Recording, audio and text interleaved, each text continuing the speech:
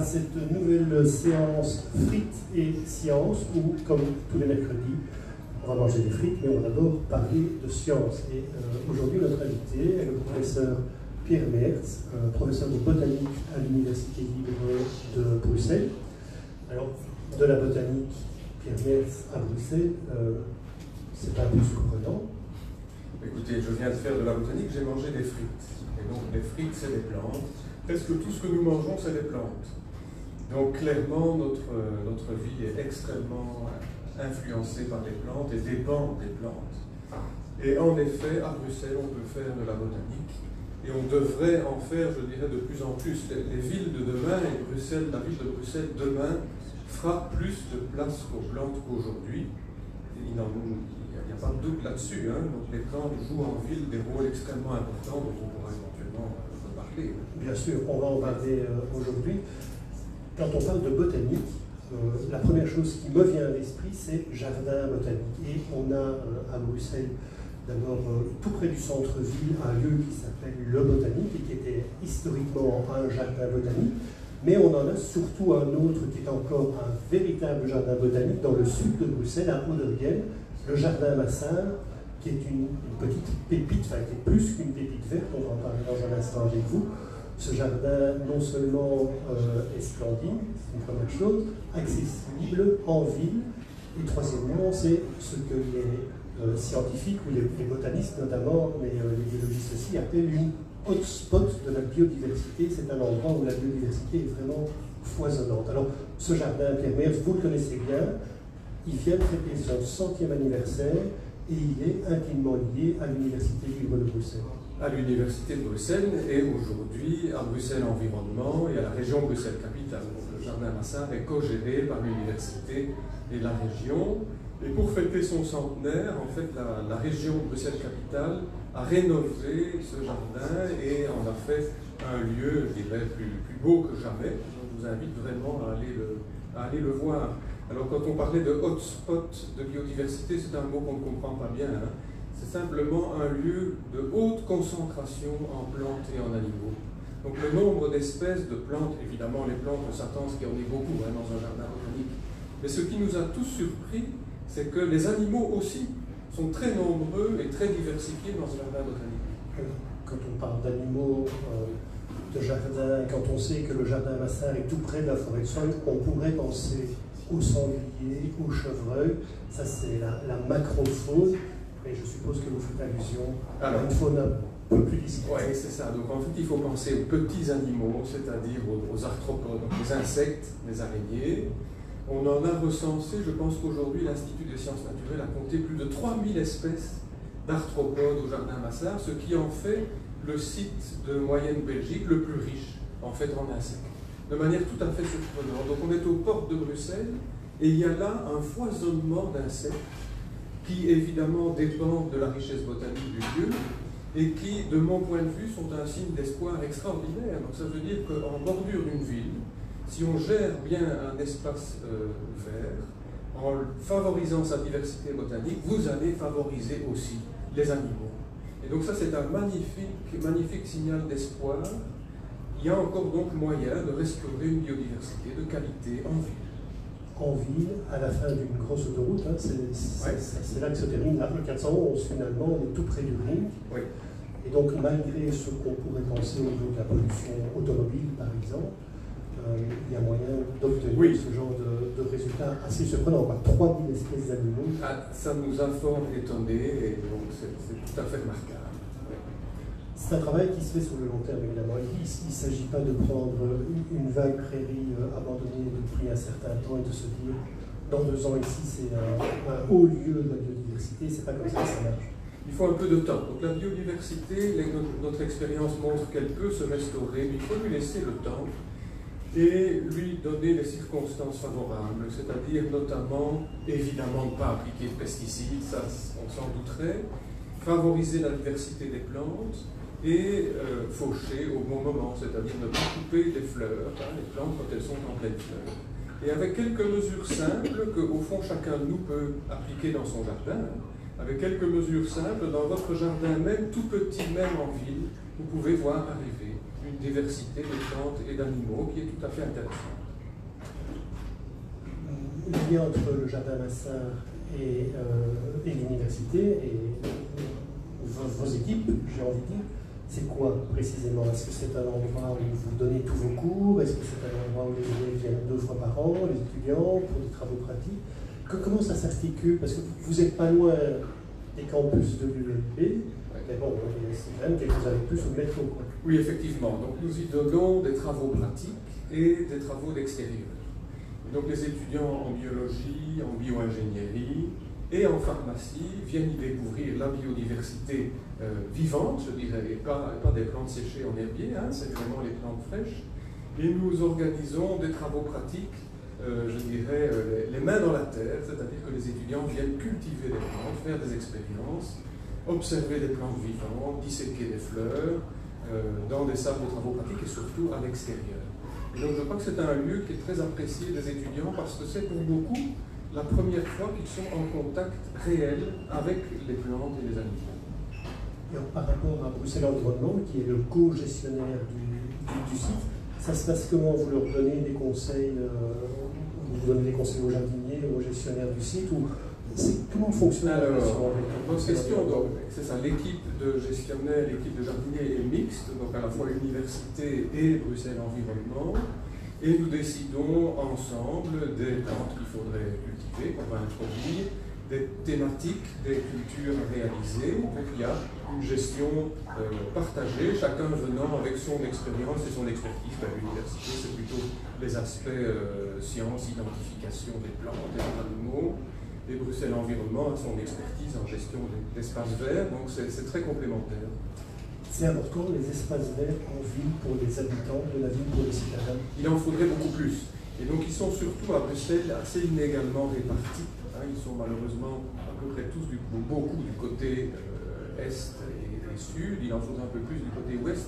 C'est très important, et notamment du point de vue de la santé mentale. Donc on a pu montrer, il y a des travaux tout à fait étonnants, qui montrent que si vous habitez pas loin d'un espace vert à haute diversité, où il y a beaucoup d'espèces d'arbres et de fleurs, eh bien en moyenne on se sent mieux, on est moins stressé, et on a plus de chances de guérir plus vite quand on tombe malade. Donc ça a été montré scientifiquement.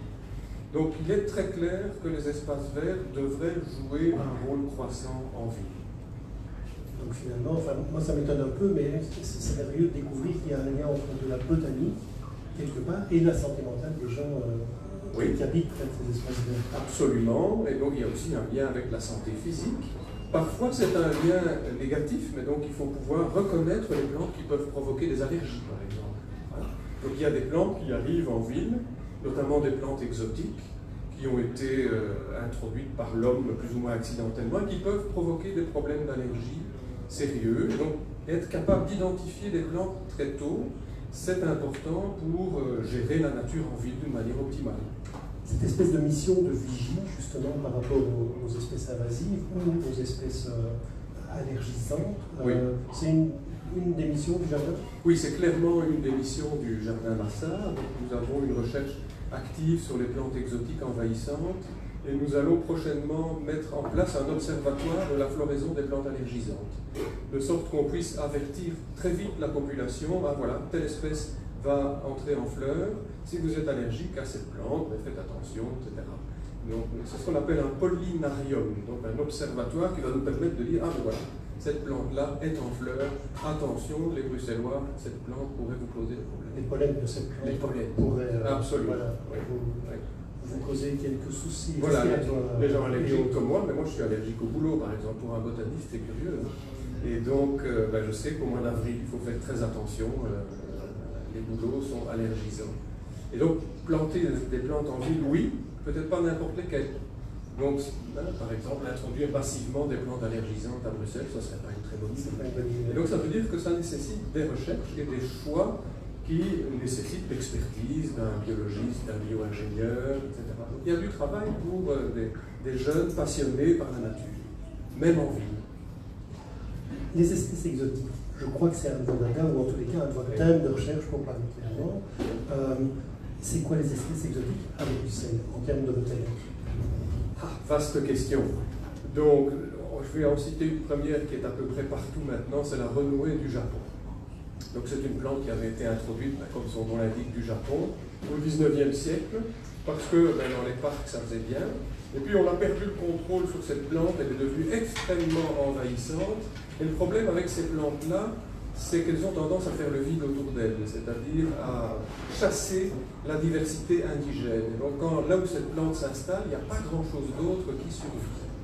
Ni d'un point de vue botanique, ni du coup, comme on a expliqué, par rapport à la biodiversité. Exactement. Donc c'est une plante qui n'attire pas tellement les animaux de nos régions, et donc là où elle forme des peuplements importants, il n'y a plus beaucoup d'animaux de nos régions. Et donc le deuxième exemple que je voulais vous donner, c'est la berce du Caucase. Donc c'est une très grande plante qui fait des grandes fleurs blanches qu'on voit le long des routes, notamment à Bruxelles, et qui, elle, est terriblement allergisante en contact direct avec la peau. Et donc beaucoup de jeunes et d'enfants qui jouent dans les terrains vagues de Bruxelles où existe cette plante se font des brûlures de la peau parce que cette plante provoque ce qu'on appelle des dermatites de contact, donc une maladie de la peau au contact de la plante. Donc voilà deux exemples de plantes exotiques à Bruxelles. Là, ce sont des plantes déjà bien installées et Oui. bien connues. Oui. Est-ce que vous traquez au quotidien ou régulièrement de nouveaux envahisseurs? Oui, effectivement, il y a notamment une plante qui va poser des problèmes d'allergie respiratoire, c'est l'ambroisie. Donc c'est une plante qui vient d'Amérique du Nord et qui est occupée à se répandre chez nous à la faveur du réchauffement climatique. Et elle produit un pollen qui est terriblement allergisant. Et en France, où elle est déjà bien installée, il y a beaucoup de cas d'hospitalisation avec des crises d'asthme sévères à cause de cette plante. Et donc voilà, les plantes, il en faut certainement de plus en plus en ville, mais attention à certaines d'entre elles qui peuvent interagir de manière problématique avec nous. Un botaniste de l'Université libre de Bruxelles qui s'intéresse aux espèces envahissantes à Bruxelles notamment, tout ça se comprend bien, et ce n'est pas votre seule préoccupation par rapport à la vie en ville, j'ai envie de dire. Alors, vous faites allusion à des plantes qui pourraient rendre des services à l'homme en ville? Par exemple, Oui. Et donc nous travaillons... quelle connivence. On travaille, ça je pense que ça devrait intéresser pas mal de jeunes qui s'intéressent aux plantes. Il y a des plantes qui sont capables de dépolluer les sols. Donc vous savez qu'à Bruxelles, nous voudrions tous, nous rêvons tous d'une ville où nous puissions produire plus de légumes et de plantes comestibles. Donc c'est un magnifique projet, je trouve vraiment intéressant. Mais on a un petit souci à Bruxelles, c'est que les sols sont un peu contaminés en métaux lourds. Pas partout, mais il y a des endroits où il y a un peu trop de zinc et de cadmium dans le sol. À cause d'anciennes activités industrielles. Oui, et puis la pollution de l'air par les voitures. L'usure des pièces de voiture largue un petit peu de poussière de métaux lourds. Et ça se retrouve malheureusement dans certains jardins bruxellois. Mais certaines plantes offrent des solutions à ça. Donc nous travaillons en particulier sur une espèce qui peut sucer littéralement les métaux hors du sol. Donc les accumuler dans ses feuilles.